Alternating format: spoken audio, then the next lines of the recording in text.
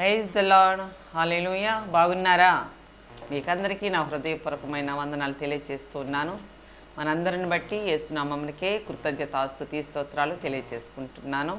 చిన్న ప్రార్థన చేసుకొని వాక్యంలోకి వెళదాం. పరిశుద్ధుడైన నజరేయుడగు యేసయ్యా, మీకు వందనాలు, కృతజ్ఞతాస్తుతి స్తోత్రాలు తెలియజేసుకుంటూ ఉన్నాము తండ్రి. ప్రభ, ఆకాశము మీ సింహాసనము, భూమి మీ పాదపీఠము తండ్రి. మీ పాదపీఠం యొద్ద ఉండి తండ్రి మీకు మొరపెట్టుచు ఉన్నానయ్యా. నైనా ప్రభ, మీ యొక్క బిడ్డలను, మీ నామం ఎరిగిన బిడ్డలందరినీ కూడా దీవించి ఆశీర్వదించండి. వాక్యం చేత బలపరచండి, సరిదిద్దండి. పరలోక రాజ్యమునకు నాయన మమ్మల్ని అందరినీ సిద్ధపాటు చేసి మీ రహస్య రాకడలో మమ్మల్ని అందరినీ కొనిపోమని నజరేయుడగు యేసుక్రీస్తు నామంలో మేమేంటి, మా సాటి ఏంటి, మా పార్టీ ఏంటి ప్రభా? మేము ఏ పార్టీ వారము? నరులముగా ఉన్నాం మేము, మనుషులముగా ఉన్నాం మేము, అల్పులముగా ఉన్నాం మేము. నాయన, నరుడు అనగా మట్టి, మట్టి నుంచి తీయబడిన వాళ్ళమైన మేము ఏ పార్టీ వారమయ్యా అని ప్రభా, ఈ వాక్యం చేత మమ్మల్ని మేము మీ సన్నిధిలో ఎలా జీవించాలో, మీకు ఎలా లోబడితే మేము రక్షించబడతామో, మాకు క్షేమము, మా పిల్లలకు క్షేమము ఎలా కలుగుతుందో మేము ఈ పాఠము ద్వారా మేము నేర్చుకొని అయ్యా, నరులమైన మేము అల్పులముగా గమనించుకొని పరిశుద్ధముగాను మీ సన్నిధిలో చెడుతనాన్ని విడిచిపెట్టిన వారమై తగ్గించుకొని మీ కృపా భాగ్యాన్ని, క్షేమమును మేము మీ సన్నిధి నుంచి పొందుకునే భాగ్యాన్ని మాకు దయచేయమని నజరేయుడగు యేసుక్రీస్తు నామం పేరిట అడిగి ప్రార్థించి వేడుకుంటున్నాను పరలోకముందన్న మా తండ్రి. ఆమేన్. Praise the Lord. వందనాలండి. బాగున్నారా? హ్యాపీగా ఉన్నారా? వాక్యం చేత బలపరచబడుతున్నారా?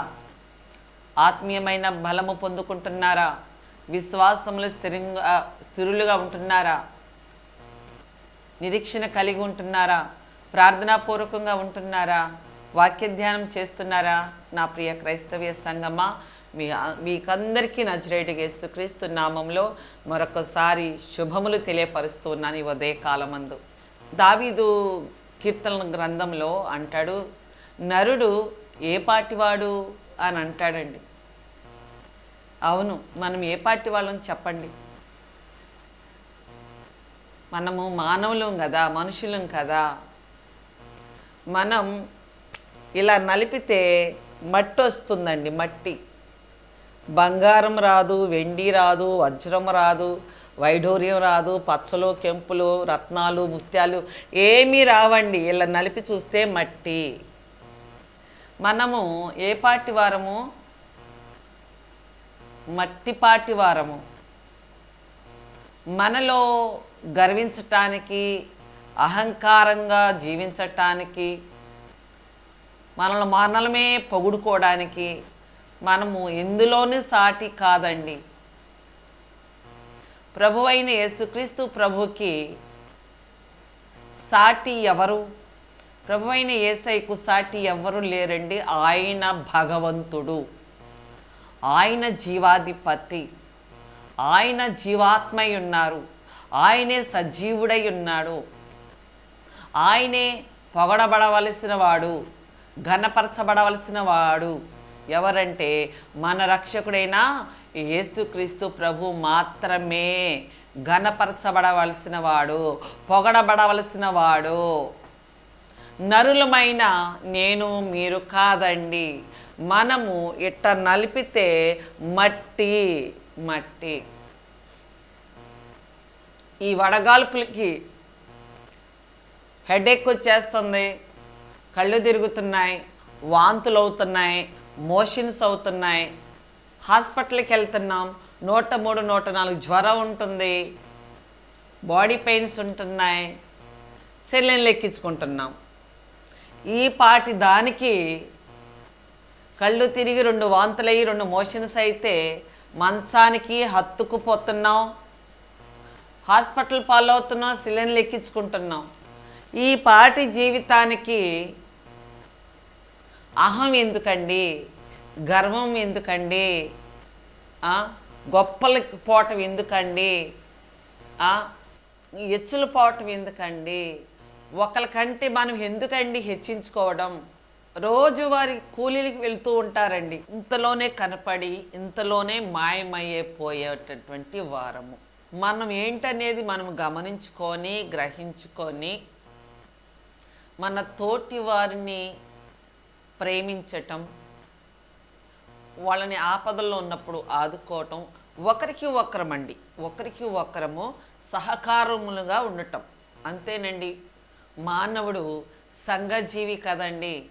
అందరితో కలిసి మనం ఉంటున్నాం. మనం ఒంటరిగా ఏమీ లేవండి. మన చుట్టూ సమాజం ఉంటుంది. అనగా మానవుడు సంఘజీవి. అందరినీ కలుపుకుంటూ చెడుతనానికి దూరంగా ఉంటూ చెడ్డ బుద్ధులకి దూరంగా ఉంటూ సహనముతో ఓర్పు కలిగి సంఘంలో సమాజంలో మనము బ్రతకాలి. ప్రియ క్రైస్తవ్య సంఘమా, మనము నరులమని గమనించాలి. ముందుగా మనము గడ్డి పువ్వు వంటిదే మన జీవితం, మన ఆయు. ప్రభు ఎప్పుడు పిలిస్తే అప్పుడు వెళ్ళిపోవాలి. ఈ దేహాన్ని విడిచిపెట్టి వెళ్ళిపోవాలి. ఈ దేహము శాశ్వతం కాదు అని మనం ఎరిగి ఎలాగ జీవించాలి అంటే ప్రభు అంటున్నారు, యేసయ్య నేను పరిశుద్ధుడను గనుక మీరును పరిశుద్ధులుగా ఉండండి. అప్పుడు నేను మిమ్మల్ని మీ ఆయుష్కాలము పూర్తవంగానే నేను పిలుచుకుంటాను, మీరు నాలోనికి వచ్చేస్తారు. మీరు నరులని గమనించండి, గడ్డి పువ్వు వంటి వారని గమనించి బ్రతకండి భూమి మీద. నేను ఆయుష్కాలం ఇచ్చినంత కాలం నేను చెప్పినట్లుగా జీవిస్తే భూమి మీద మీకు క్షేమముగా ఉంటారు. అంతేగాని మీ ఇష్టం వచ్చినట్లు మీరు బ్రతికితే మీకు భూమి మీద క్షేమం ఉండదు అని చెప్తూ ఉన్నారండి. చూద్దామా? మన పాఠ్యాంశము నరుడు అనగా మనిషి లేకపోతే మానవుడు. మన పాఠ్యాంశము నరుడు. సరే చూద్దామా? ఇక్కడ ఆదికాండము 2వ అధ్యాయము కొన్ని వచనాలు చదువుతున్నానండి. అందులో నరుడి గురించి రాయబడి ఉంది. అనగా మీ గురించి నా గురించి ఇక్కడ రాయబడి ఉంది. మనం ఎవరు అంటే నరులము అనగా మనుషులము, మానవులము. మట్టితో తీయబడి మనిషిగా బొమ్మ చేయబడి క్రీస్తు స్వహస్తముల చేత స్వహస్తముల చేత మనల్ని తయారు చేసుకున్నాడు తన పోలిక చొప్పున. దేనితో తయారు చేశాడు చూద్దాం. ఇక్కడ దేవుడు అయిన యెహోవా భూమిని ఆకాశమును చేసిన దినమందు భూమి ఆకాశములు సృజించబడినప్పుడు వాటి ఉత్పత్తి క్రమము ఇదే. అది వరకు పొలం మందలి ఏ పొదయు భూమి మీద ఉండలేదు, పొలం మందలి ఏ చెట్టును మొలవలేదు. ఏలయనగా దేవుడైన యెహోవా భూమి మీద వాన కురిపించలేదు, నేలను సేద్యపరచుటకు నరుడు లేడు భూమిని సేద్యపరచటానికి. అందుకనే వాన కురిపించలేదు భూమి మీద ప్రభువైన యేసు. అయితే ఆవిరి భూమి నుండి లేచి నేల అంతటినీ తడిపేను. ప్రభువైన యేసయ్య వానకు బదులుగా భూమి నేల నుండి ఆవిరిని లేపారన్నమాట. ప్రభు భూమి నుండి ఆవిరి బయటికి వచ్చునుగాక. భూమిని అనగా దుమ్ము ధూళి అండి. భూమి అనగా దుమ్ము ధూళి. ప్రభు సృష్టించినప్పుడు ఇక్కడ ఉంటుంది చూద్దామండి. 1వ అధ్యాయము 9వ వచనంలో దేవుడు ఆకాశము క్రిందనున్న జలము ఒక చోటనే కూర్చబడి ఆరిన నేల కనపడునుగాక అని పలకగా ఆ ప్రకారమాయెను. దేవుడు ఆరిన నేలకు భూమి అని పేరు పెట్టెను. జలరాశికి అన్నిటికీ ఒకే చోట కూర్చబడినటువంటి జలరాశికి సముద్రము అని పేరు పెట్టెను. అది మంచిదని దేవుడు చూచెను. ప్రభు భూమి ఆకాశములను సృష్టించినప్పుడు భూమి కనపడకోకుండా జలములలోనే మునిగిపోయి ఉందండి. భూమి మీద జలములే ఉన్నాయి, అంటే నీళ్లున్నాయి. భూమి అంతా కూడా నీళ్లతో నిండిపోయి ఉంది, భూమి కనపడలేదండి. అప్పుడు ప్రభు నీళ్ళన్నీ ఒకచోటే కూర్చబడునుగాక అని పలకగా నీళ్ళన్నీ ఒక పక్కకి వెళ్ళిపోయినాయండి. ఆరున భూమి బయటపడిందండి, ఆరున నేల బయటపడిందండి. ఆరిన నేల బయటపడిన తర్వాత నీళ్ళన్నీ ఒక చోట కూర్చబడిన తర్వాత మనం బిందులతో ఎత్తుకొని తొట్టులో పంపు దగ్గరికి వెళ్ళి నీళ్ళు మోసుకొని బిందులతో తొట్టులో పోసుకుంటే ఆ నీళ్ళన్నీ ఆ తొట్టులో ఒక చోటే రాశిగా పోసి ఉన్నట్టుగా జలములన్నీ కూడా ఒక చోట కూర్చబడునుగా కంటే అవన్నీ కూడా ఒక చోటే కూర్చబడి ఉన్నాయి. దానికి సముద్రం అని పెట్టారు ఆ నీళ్ళకి కదా. సముద్రం దగ్గరికి వెళితే ఒక చోట కూర్చబడి ఉంటాయి, పోయబడినట్టుగా నీళ్లు, సముద్రం నీళ్లు. అలాగే నీళ్ళని ఒక చోట కూర్చబడిన తర్వాత భూమి బయటపడింది, నేల. అది ఎలాగ బయటపడింది? ఆరిన నేలగా బయటకు వచ్చింది అన్నమాట. అప్పుడు ఆరిన నేలకు భూమి అని పేరు పెట్టాడు. ఒక చోటే కూర్చబడిన జలరాశులన్నిటికీ సముద్రము అని పేరు పెట్టారు. ఆరిన నేల ఎట్టా ఉంది? మనం చూస్తాం కదా, మనం రోడ్డు మీద వెళ్తున్నాము, మన వాకిలు ఉంటుంది, మనం నడిచే రోడ్డు ఉంటుంది. మనము నీళ్లు జిమ్ముతేనే తడిగా ఉండి మట్టిగా కనపడుతుంది. మనము నీళ్ళేమి జిమ్మలేదనుకోండి, వాకిట్లో మనం కల్లాపు జిమ్ముకుంటాం. కల్లాపు జిమ్మకు ముందు ఈ నేల ఎలా ఉంటుంది? దుమ్ము ధూళే. నీ కల్లాపు జిమ్ముకున్న తర్వాత నేలంతా కూడా అణిగిపోయి దుమ్ము ధూళి కనపడదు, మట్టి నాని చక్కగా అతుక్కుపోయి ఉంటుంది అన్నమాట. అట్టాగే ఆరిన నేల దుమ్ము ధూళిగా ఉందండి, మట్టిగా లేదండి, దుమ్ము ధూళిగా ఉంది. ముందుగా భూమి దుమ్ము ధూళిగా ఉంటే ఒక వస్తువు ఆ మట్టిని తీసి ఆ దుమ్మును తీసి మనం ఇలా ముద్ద చేయగలమండి? దుమ్ముని ధూళిని తీసి చేతిలోకి తీసుకొని ఒక ముద్దగా చేయగలమా? పట్టుకొని చూడండి. రోడ్డు మీదకి వెళ్ళి మన ఇంటి దగ్గరే వాకిట్లో కానీ రోడ్డు మీద కానీ పట్టుకొని చూడండి, నేలని చేతిలోకి తీసుకోండి. కొంత మట్టిగా ఉంటుందా, దుమ్ము ధూళిగా ఉంటుందా? అంటే ఎగిరిపోతుంది దుమ్ము ధూళి. మన బ్రతుకులు అలాంటివి అండి. అలాంటి మన మీద యేసయ్య యెహోవా దేవుడు ఎంతో ప్రేమించి మనల్ని ఏం చేశారో తెలుసా? ఆ దుమ్ము ధూళి అనే నేల నుండే ఆవిరి కలుగునుగాక అన్నాడు. ఆవిరి అంటే తడి, తేమ. నేల నుండి దుమ్ము ధూళిలో నుండే ఆవిరి బయటకు వచ్చిందండి. అబ్బా, ఆవిరి అంటే తడి, తేమ. భూమిని యేసయ్య శూన్యంలో ఎలక్కాయ ఏలాడుతూ ఉంటుంది. ఎలక్కాయ చెట్లకి కానీ మామిడికాయ చెట్లే కానీ అన్ని కాయలు కూడా చెట్లకి అలా తొడాల ఇవి ఏలాడుతూ ఉంటాయి కాడలతో. భూమి కూడా ఈ శూన్యంలో, ఈ గాలిలో భూమి బంతిలాగా వేలాడుతూ ఉంది. ప్రియ క్రైస్తవ సంగమ గమనించండి, మనము వేలాడుతూ ఉన్నాం శూన్యంలో భూమి మీద. భూమికి పునాది వేశాడు. మరలా ఆ నేలను ఆ ఆవిరి వచ్చి తడపంగానే దుమ్ము ధూళి కాస్త జిగట మన్నుగా మారిపోయింది. నేలంతా జిగట మన్నుగా మారింది.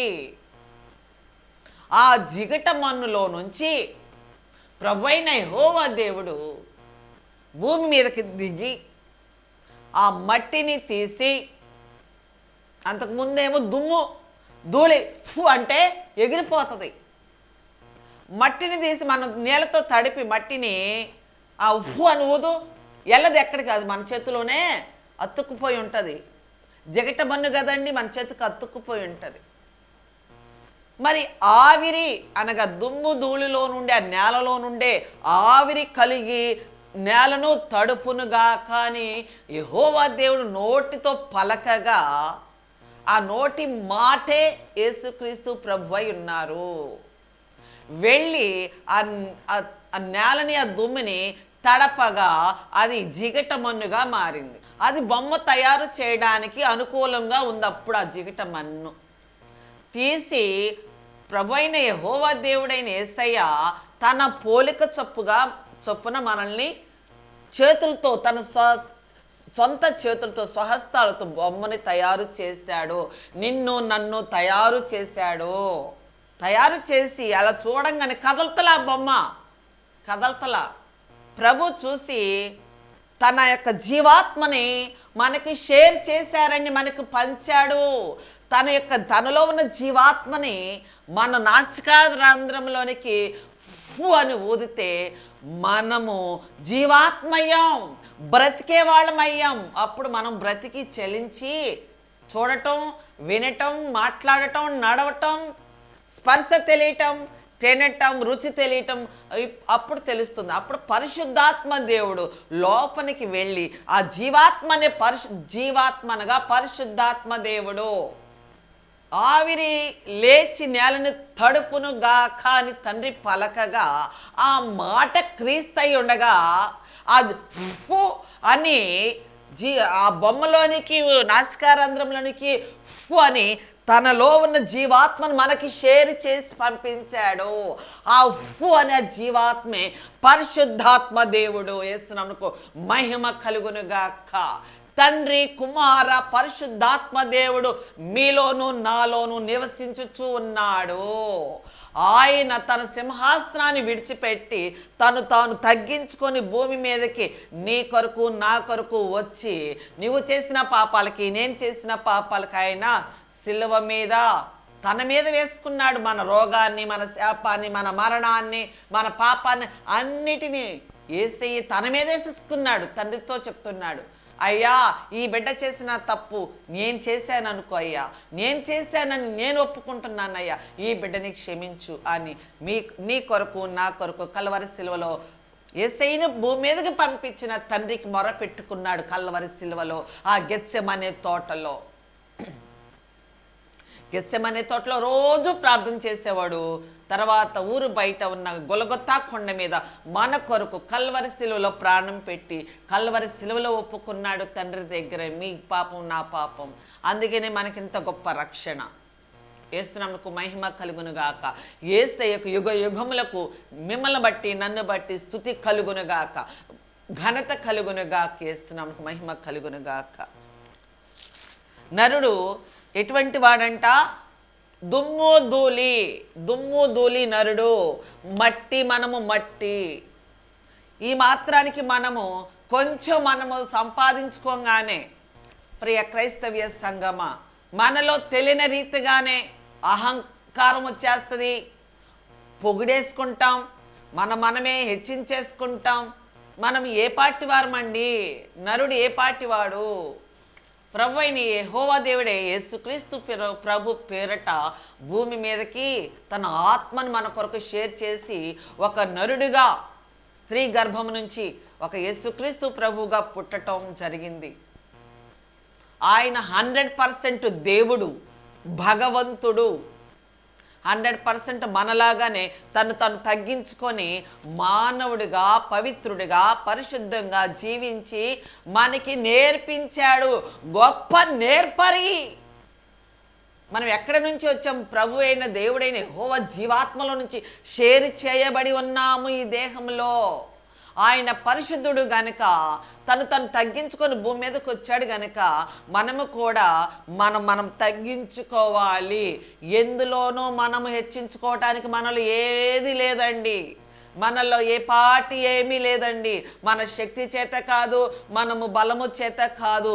మనం ఏంటో అని మనం గుర్తెరిగి మనము అన్ని విషయాలలో ప్రభు సన్నిధిలో తగ్గింపు జీవితము కలిగి ఉన్నప్పుడు ప్రభు తన యొక్క చిత్తము ప్రకారంగా మనల్ని పరలోకంలో హెచ్చిస్తూ ఉంటాడు.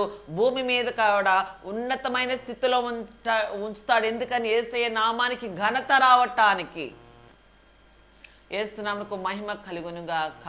మిమ్మల్ని నన్ను పరీక్షిస్తాడండి, ఘనపరుస్తూ ఉంటాడు, భూమి మీద హెచ్చిస్తూ ఉంటాడు.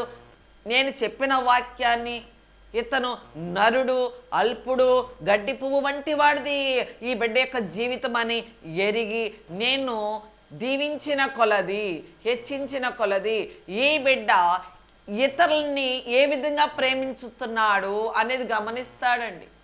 మనము ప్రభు యొక్క దృష్టిలో మనము తగ్గింపు జీవితము కలిగి ఉండాలి. ఎక్కడండి తగ్గింపు జీవితము?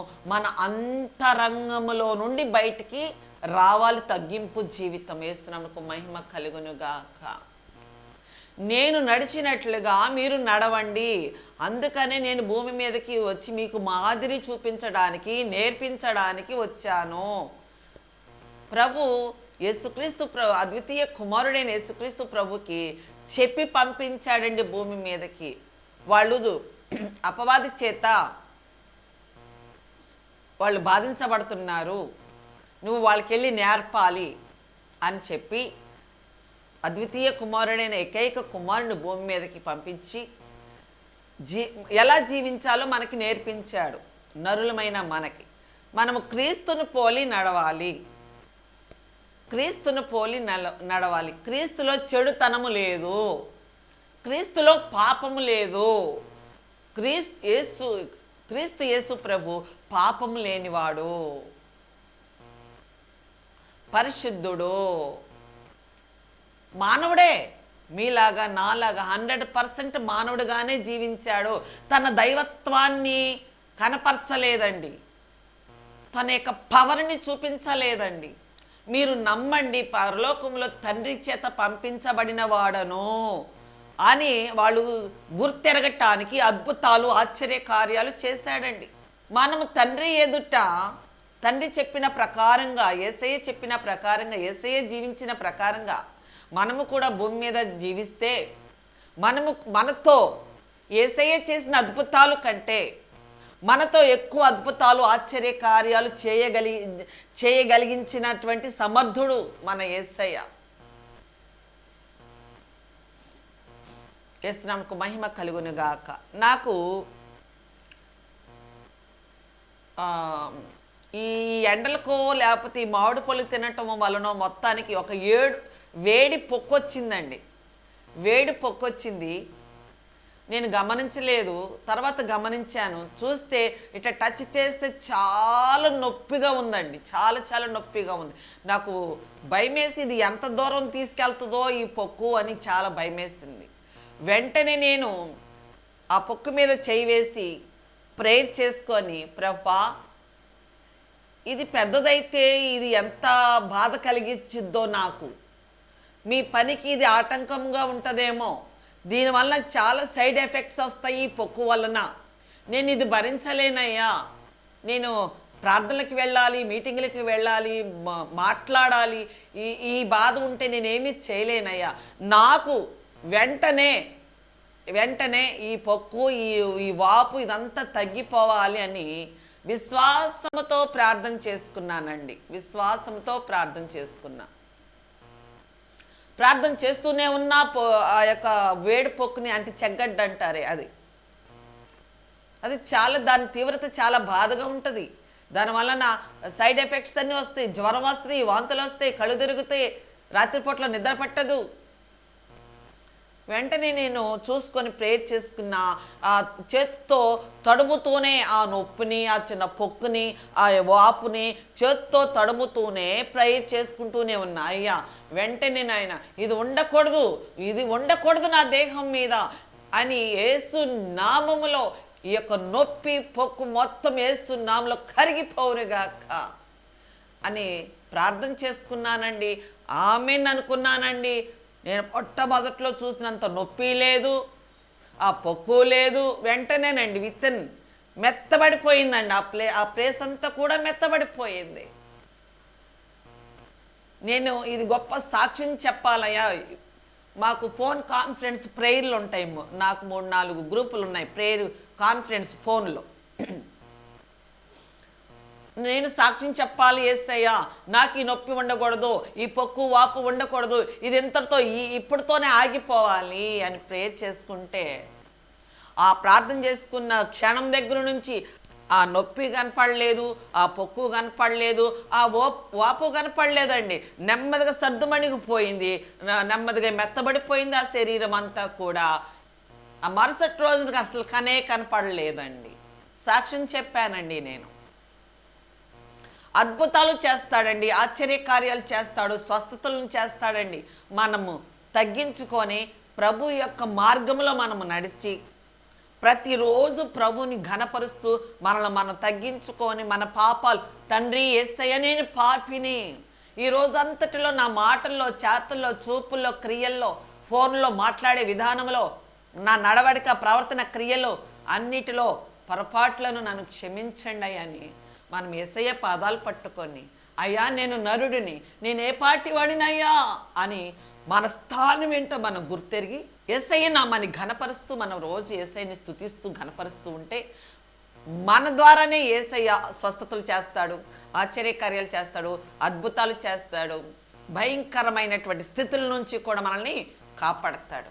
యేసునామమునకు మహిమ కలుగును గాక. కనుక మనము నరులమని, అల్పులమని, గడ్డి పువ్వు వంటి ఆయువు ఉన్నటువంటి వాళ్ళమని, మరొక క్షణంలో మనం ఏమవుతామో మనకు తెలియదని మనం ఎరిగి మనల్ని మనం తగ్గించుకొని ప్రభు యేసయ్య నామాన్ని ఘనపరుస్తూ ఇరుగు పొరుగు వారికి సహాయపడుతూ వాళ్ళ కొరకు వాళ్ళని ప్రేమిస్తూ వాళ్ళని క్షమిస్తూ యేసయ్యను మనము రక్షకుడుగా మనలోనికి యేసయ్యను ఆహ్వానించుకుంటే యేసయ్య మనలోకి వచ్చి నివసిస్తాడు. అప్పుడు మనకి క్షేమము, నెమ్మది, పరలోకము మనకు దొరుకుతుంది. యేసునామమునకు మహిమ కలుగును గాక. ఆమేన్. Praise the Lord. వందనాలు. ప్రార్థన చేసుకుందాం.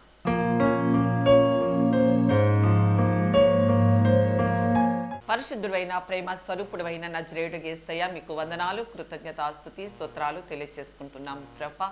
ఈరోజు ఉదయ కాలమందు ప్రభా నా కొరకు, మా కొరకు నాయన మీరు నరులు, నేను నా చేత స్వహస్తాలతో నేను చేసుకున్నా, మీరు నా బిడ్డలు కనుక మిమ్మల్ని మీరు తగ్గించుకొని నన్ను వెంబడించి నడిచినట్లయితే, నేను పరిశుద్ధుడిని గనుక మీరు కూడా పరిశుద్ధులై జీవించినట్లయితే మీ కుటుంబాల్లో, మీ జీవితాల్లో ఆశ్చర్యకార్యాలు, అద్భుతాలు, స్వస్థతలు మీకు జరుగుతాయని ప్రతి వాక్యం చేత తండ్రి మీరు మాకు నేర్పించినందుకు వందనాలు తెలియజేస్తూ నజరేయుడు యేసుక్రీస్తు నామములో చూస్తున్న బిడ్డలందరినీ దీవించి ఆశీర్వదించి మీరు అక్కడికి సిద్ధపరచమని, ఈ యొక్క వాక్యం వింటున్న బిడ్డలందరి యొక్క వారి పాపములను, అవిధేయతలను, అయా తెలియనితనాన్ని క్షమించమని ఆ బిడ్డల తరపున ఆత్మీయ తల్లిగా ప్రార్థన చేస్తూ యేసుక్రీస్తు నామములో సిలువలో నైనా క్రీస్తుతో సిలువ వేయబడి ప్రార్థన చేస్తూ ఉన్నాను పరలోకమందున మా తండ్రి. ఆమేన్. Praise the Lord. వందనాలు.